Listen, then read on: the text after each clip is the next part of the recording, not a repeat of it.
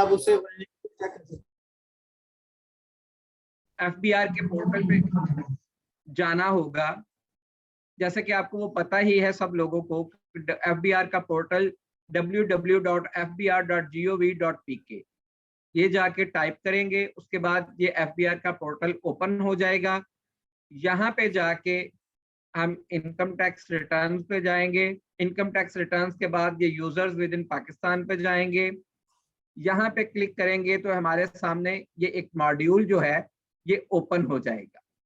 जब ये module open होगा, आप यहाँ पे यूजर आईडी जो है वो फीड करेंगे, उसके बाद उसका पासवर्ड जो है वो फीड करेंगे और लॉगिन कर लेंगे।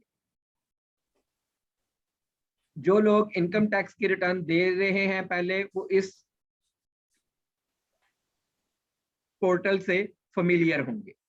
अब जब आप यहाँ पे जाएंगे तो यहाँ पे पहला टैब रजिस्ट्रेशन, दूसरा डिक्लेरेशन, एसेट्स डिक्लेरेशन, इन सब चीजों से आप लोग पहले फेमिलियर होंगे जो लोग इनकम टैक्स की रिटर्न्स फाइल करते थे। अब इसमें एक नया टैब इंसर्ट किया गया है इनवॉइस मैनेजमेंट के नाम से। सबसे पहला काम ये होता है कि हमने अपनी सेल्स जो है वो डिक्लेयर करनी है इस टैब में जाके। लॉगिन करने के बाद इनवॉइस मैनेजमेंट को क्लिक करेंगे, सेल्स लेजर पे जाएंगे। जैसा कि आपको पता है कि हमने हर महीने की अगली यानी पिछले महीने की जो रिटर्न है उसका डाटा जो है अगले महीने की 10 तारीख तक अपनी सेल एनेक्जर सी जो है वो अपलोड करना होता है, सेल्स फीड करनी होती है। यहाँ पे वो काम जो है जो कि हमने 10 तारीख से पहले पहले करना है वो इस इनवॉइस मैनेजमेंट में जाके करना है। यहाँ पे आप जाएंगे, इसमें आपको 2 ऑप्शंस दी गई हैं। यहाँ पे जाने के बाद एक तो है ऐड इनवॉइस। अगर आप इंडिविजुअली एक एक इनवॉइस फीड करना चाहेंगे तो वो आपके पास ये सारा ऑप्शन अवेलेबल है। ये परचेजेस की इनवॉइस भी फीड की जा सकती हैं। वैसे नॉर्मली परचेजेस की इनवॉइस एनेक्जर ऑटोमेटिकली आपका अपलोड होगा, जो कि हम आगे जाके सीखेंगे। अभी आप यहाँ पे सिंपल सेल्स का डाटा जो है उसको अपलोड करने के बारे में हम सीख रहे हैं। सेल्स को क्लिक करेंगे, ये सारी इंफॉर्मेशन इस तरह ही है, ये बड़ी इजी है। आप यहाँ पे इसको फीड कर सकते हैं। फीड करने के बाद सेव आइटम करेंगे, क्लोज कर, और आपकी ये इनवॉइस एक एक इनवॉइस आप इस तरह फीड कर सकते हैं। अगर आपका डाटा बहुत ज्यादा है, जैसे आप पहले वो ई टेम्पलेट के जरिए इसको अपलोड करते थे, तो इसमें वो ऑप्शन भी दी गई है। उसके लिए यहाँ पे तीसरा टैब आ रहा है डाउनलोड सेल्स इनवॉइस टेम्पलेट। जब आप इसको क्लिक करेंगे तो यहाँ पे लास्ट वन पे आ रहा होगा सेल्स इनवॉइस टेम्पलेट। आप जो सेल्स टैक्स इनवॉइस का टेम्पलेट है उसको डाउनलोड कर लीजिएगा। डाउनलोड जब आप कर लेंगे तो वो इस तरह का उसका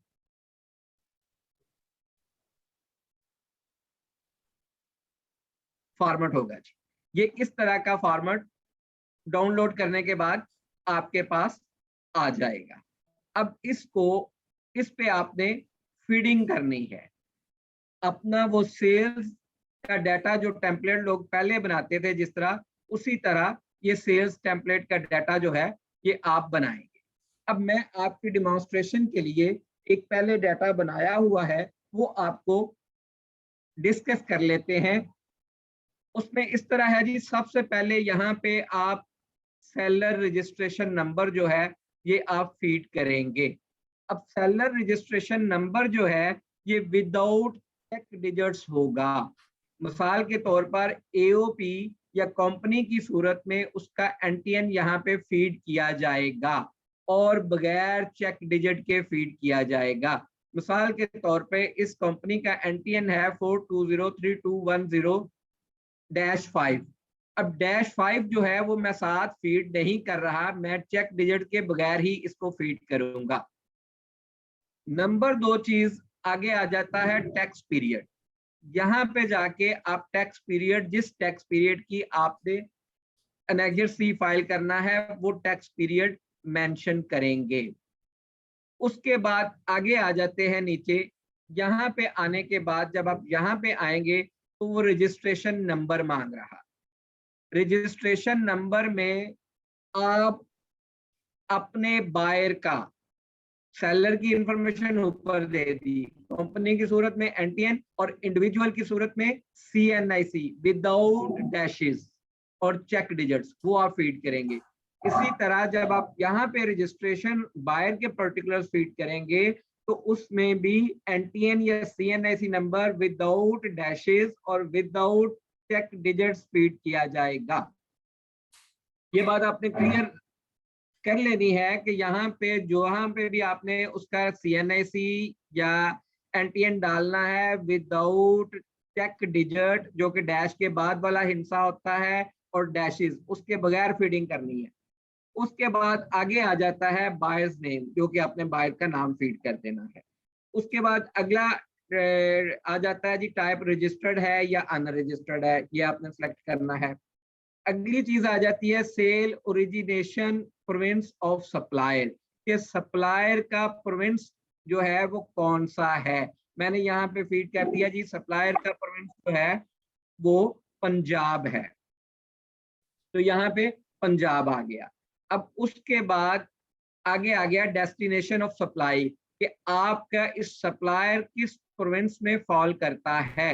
ये डेस्टिनेशन और जो ओरिजिनेशन है ये ख्याल से फीड करना है, क्योंकि यहीं से आपकी जो सर्विसेज वाला डाटा है, जो कि प्रोविंशियल को पैसे जाने हैं कि किस प्रोविंस को कौन सी सेल्स के पैसे, सर्विसेज के पैसे जाने हैं, वो यहीं से डिफरेंशिएट किया जाएगा। सिस्टम ऑटोमेटिकली डिफरेंशिएट करेगा यहाँ से।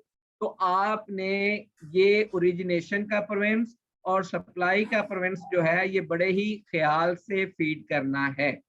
उसके बाद अगला आ जाता है जी टाइप। यहाँ पे सेल्स टैक्स इनवॉइस है, विद होल्डिंग इनवॉइस है, या क्रेडिट नोट है, या डेबिट नोट है, ये आप यहाँ पे सिलेक्ट करेंगे टाइप। अब इस सिस्टम में क्रेडिट नोट या डेबिट नोट का सेपरेट अनेक्जर जो है वो नहीं दिया गया, जैसे पहले सिस्टम में अनेक्जर आई होता था उसका फीड करने के लिए। तो वो अब ये जो है ये यहाँ पे फीड अलहदा से नहीं होगा, यहीं पे आप उसको सिलेक्ट करेंगे। मेरी अभी ये सेल्स इनवॉइसेस है, मैंने वो सेल्स इनवॉइस ही फीड कर दिया। उसके बाद सेल्स टैक्स इनवॉइस नंबर आ जाएगा, फिर उसके बाद डेट आ जाएगी। डेट के बाद फिर आपने डिस्क्रिप्शन उसकी लिखनी है एज पर प्रीवियस। उसी तरह डिस्क्रिप्शन ये ड्रॉप डाउन दिया गया है, आप उसमें से सिलेक्ट कर सकते हैं, चूज कर सकते हैं। और उसके बाद आगे आ जाता है कि ये जनाब सेल टाइप क्या है। सेल टाइप में उसी तरह कि ये स्टैंडर्ड रेट है, रिड्यूस रेट है, गुड्स एट जीरो रेट है, पेट्रोलियम प्रोडक्ट्स है, इलेक्ट्रिसिटी है, सिम है, मोबाइल फोन्स है, क्या चीज है, वो सारी की सारी आप सेल टाइप यहाँ पे डिफाइन कर सकते हैं। ये भी ड्रॉप डाउन मेन्यू है, उसमें से आप सिलेक्ट कर सकते हैं। उसके बाद अगला कॉलम आ जाता है रेट का। इसमें भी इसी तरह ड्रॉप डाउन मेन्यू है, इसमें सारे रेट्स डिफाइन किए हुए हैं। आपकी प्रोडक्ट का जो रेट है वो आप वहां पे डिफाइन कर सकते हैं। उसके बाद क्वांटिटी फीड करनी है, यूनिट ऑफ मेजरमेंट फीड करना है, उसकी एक्स वैल्यू फीड करनी है, फिर आपने जो उस पर सेल्स टैक्स है वो फीड करना है। सेल्स टैक्स फीड करने के बाद अगर आपकी वो थर्ड शेड्यूल आइटम है तो ये कॉलम में आप उसकी रिटेल प्राइस जो है वो मेंशन करेंगे, और अगर कोई एक्स्ट्रा टैक्स उस पर दिया जा रहा है तो यहाँ पे फीड करेंगे। अगर आपका बायर जो है अनरजिस्टर्ड है तो उसका फर्दर टैक्स यहाँ पे फीड किया जाएगा। उसके बाद अगर आप कोई विद होल्डिंग कर रहे हैं तो वो आप यहाँ पे फीड करेंगे sales tax withheld at source. अगर आप किसी की विद होल्डिंग हो रही है, आपकी होनी है, तो वो यहाँ पे एट सोर्स यहाँ पे आ जाएगा।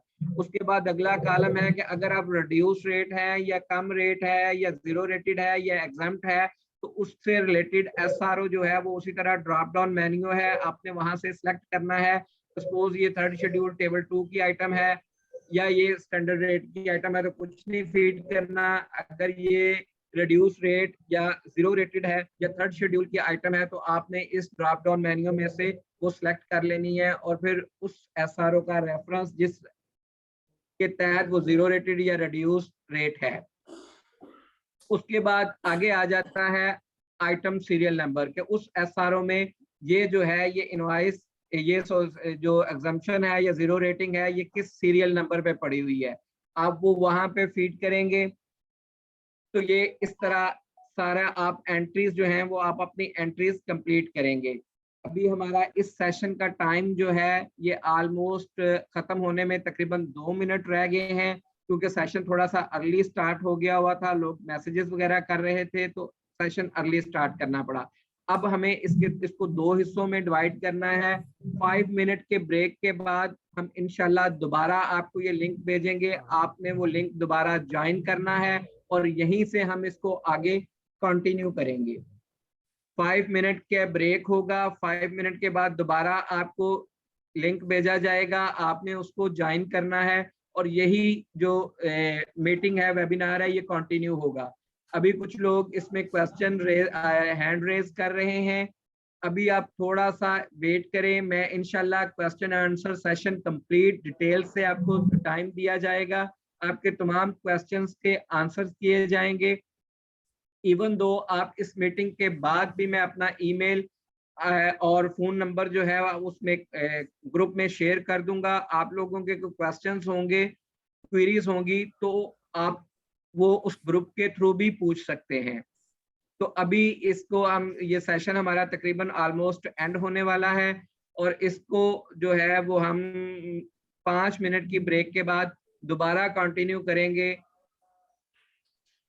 तो उस जब आप ये एक एंट्री कंप्लीट कर चुके होंगे, ये जैसे हमने एक एंट्री मुकम्मल कर ली, इसी तरह जितनी भी एंट्रीज आपकी होंगी आप वहां पे जाके वो एंट्रीज को क्लिक करते जाएंगे।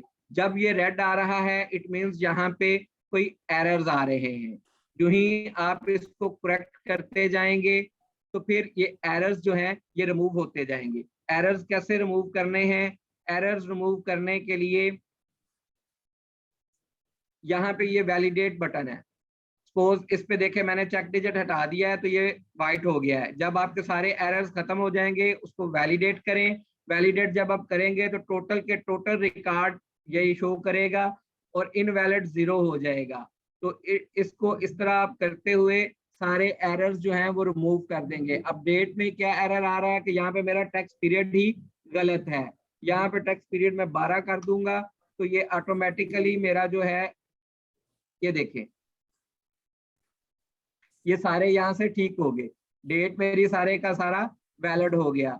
इसी तरह यहाँ पे चेक डिजिट्स आ रहे हैं, अगर यहाँ पे मैं ये चेक डिजिट्स हटा दूंगा तो ये मेरा वैलिड हो जाएगा। दोबारा जब इसको वैलिडेट करूंगा ये देखें वो वैलिड हो गया। इस तरह ये सारे के सारे जो चीजें हैं ये इधर से वैलिडेट करते जाना है। इसी तरह जो